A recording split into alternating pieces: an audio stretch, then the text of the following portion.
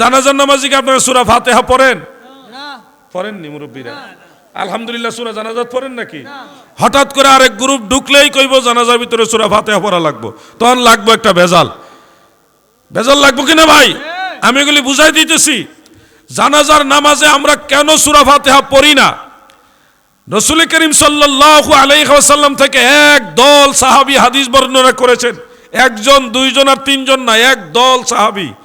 ওনারা বলেছেন প্রিয় নবীজি জানাজা পড়তেন এবং সেই জানাজার ভিতরে কখনোই কোনো কোরআনের আয়াত, কেরাত, পারা বা কোরআনের কেরাত এগুলি কখনো পড়তেন না। প্রথম তাকবীরের পরে তিনি দয়াল নবীজি সাহাবাই কেরাম প্রথম তাকবীরের পরে সানা পাঠ করতেন, দ্বিতীয় তাকবীরের পরে নবীজির উপর দুরূদ পড়তেন, তৃতীয় তাকবীরের পরে মাইয়িতের জন্য দোয়া করতেন, যেইভাবে আমরা করি। চতুর্থ তাকবীর দিয়ে সালাম। এইটা হলো এক দল সাহাবাই কেরামের আমল। এইটার উপরেই এই 1400 বছরে মুসলমানরা আমল করে আসছে। এখন ধরেন এতগুলো হাদিস যে আছে, যেই হাদিসগুলি দ্বারা আমরা জানাজা যেভাবে পড়ি এটা প্রমাণ হয়। হঠাৎ একজন আইসা বলবে এই হাদিসগুলি আপনারা বলবে না, বলবে অন্য একটা হাদিস যেটার উপরে পূর্বের ইমামরা কেউ আমল করে নাই, ওই হাদিস মাঝখানে শুনাই কইব যে জানাজার ভিতরে সূরা ফাতিহা পড়তে হবে। এই লাগবে কিন্তু একটা ভেজাল। তো সমাজের ভিতরে এই ধরনের বিশৃঙ্খলা আপনারা চাননি? বিশৃঙ্খলা অনেক ভাবে হবে। লাশ লইয়া টানাটানি, মারামারি হবে। আপনার মা মারা গেছে, বাবা মারা গেছে, আপনি দোয়া করবেন জানাজা পড়া, আল্লাহ গো আমার মা মারা গেছে, আমার বাবা মারা গেছে, আল্লাহ আমার দাদা দাদি মারা গেছে, আল্লাহ তাদের মাফ করে দেন। পিছন থেকে আরেকজন কইবে এই মোনাজাত করা যাবে না, বেদাত লাগবে। কিন্তু তখন জানাজার ময়দানে একটা ভেজাল। এই অশান্তি কি আপনারা চান? আমি আজকে আপনাদেরকে একেবারে শর্টকাটে কথাগুলি বলতে চাই। যুবক ভাইরা তোমরা শোনো, আজকে আমি দীপু ভাই নাকি মাসুদ ভাই নাকি মাসুদ ভাইকে সামনে রেখে আমি যুবকদেরকে একটা স্পেশালি একটা অফার করলাম। আমি যুবকদের সাথে একটু সরাসরি কথাবার্তা বলবো, একেবারে সরাসরি তাদেরকে প্রশ্ন করার সুযোগ দিব। তারা আমাকে প্রশ্ন করবে, আমার জানা থাকলে আমি তাদেরকে উত্তর দেব ইনশাআল্লাহ। তোমরা আসো ভাই, তোমাদের কথাগুলি আমি শুনবো। কোন জায়গায় প্রবলেমটা, সমস্যাটা আমাদের সলভ করতে হবে। কিন্তু আমরা সবাই এক কাতারে নামাজ পড়তে চাই, যে সমস্যাটা এটা আমরা সমাধান করব, কিন্তু আমরা একসাথে একই সাথে মহান আল্লাহর কাছে হাত তুলে দোয়া করতে চাই। চাই কিনা বলেন? সামাজিক দ্বন্দ্ব চাই না। যেই বিষয়গুলো সমস্যা এগুলি আমরা সমাধান করার চেষ্টা করব। আমার বাড়ি কিন্তু এই কসবা, আপনি জানেননি মাসুদ ভাই?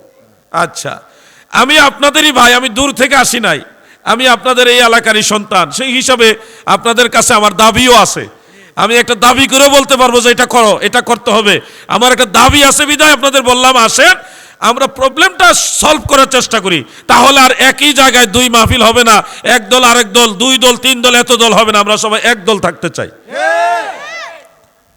প্রিয় ভাই আমার, ফিতনার যুগ, এমন একটা যুগে আমরা আসছি।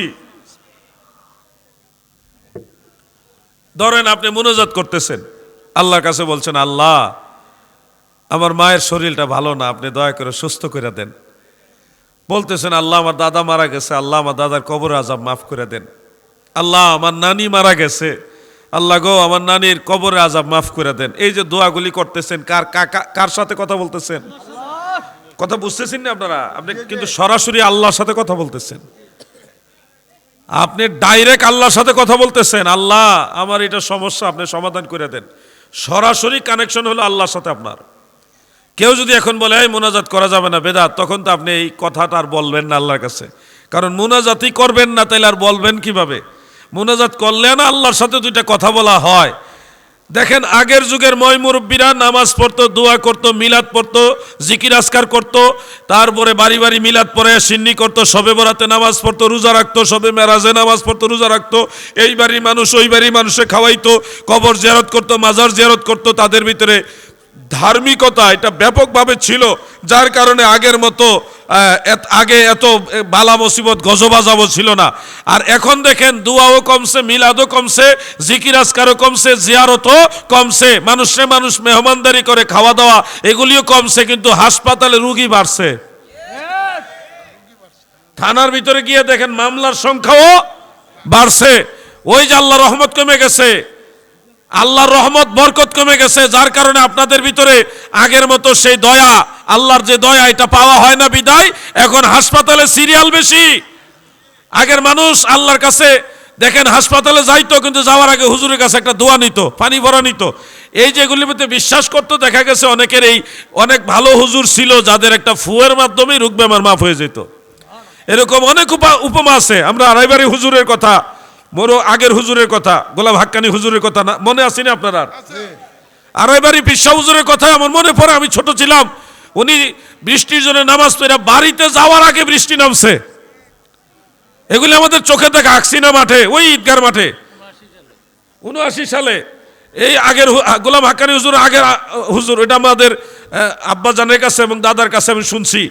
এবং আড়াইবাড়ির হুজুর ছাড়াও সতরার হুজুর আছে, ওনাদের অনেক কারামত। ওনারা দোয়া করলে কাম হইতো। ওনারা পুকুরের মধ্যে ফু দিছে, কইছে পুকুরতে পানি নিয়ে খা, ওই খাইছে, ওর সাথে সাথে আল্লাহ দয়া করছে, পেটের ব্যথা ভালো হয়ে গেছে পুকুরের মধ্যে ফু দেওয়ার পরেও।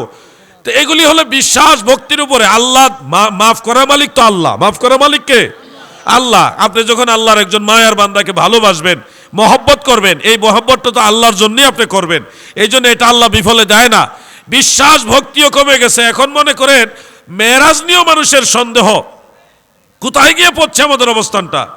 এই যে আগামীকাল অনেকে রোজা রাখবে, সবে মেরাজ উপলক্ষে রোজা। অনেকে আগামীকাল রাত্রে খাবার খাবে, অনেকে আজকেও খাবে। এই যে সবে মেরাজের রোজা আছে, এটাই তো আপনারা জানেন না। আমাদের এই বয়সে যারা আছেন, আমরা তো আলহামদুলিল্লাহ মনে পড়ে বাল্যকালে এই মসজিদে সবে বরাতের হালুয়া রুটি, মিলাদ মাহফিল, জিকির আজকার কতক্ষণ করে খাইয়া আরেক মসজিদে মাইকে আওয়াজ পাইছি, দৌড়াইয়া ওই মসজিদে গেছি, গিয়া ওই মসজিদে কতক্ষণ ওয়াজ শুনছি, এরপর জিকির করছি, মিলাদ পড়া দোয়া করছি, এরপর ওইখানেও আবার তবরক খাইছি।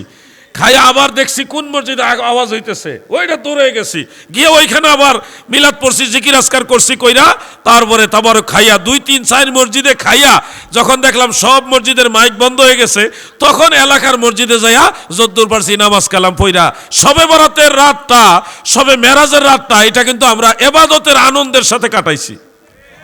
কিন্তু এই প্রজন্ম যারা আছে, আমাদের পরবর্তী প্রজন্ম, তারা কিন্তু ইবাদতের এই আনন্দ পায় না।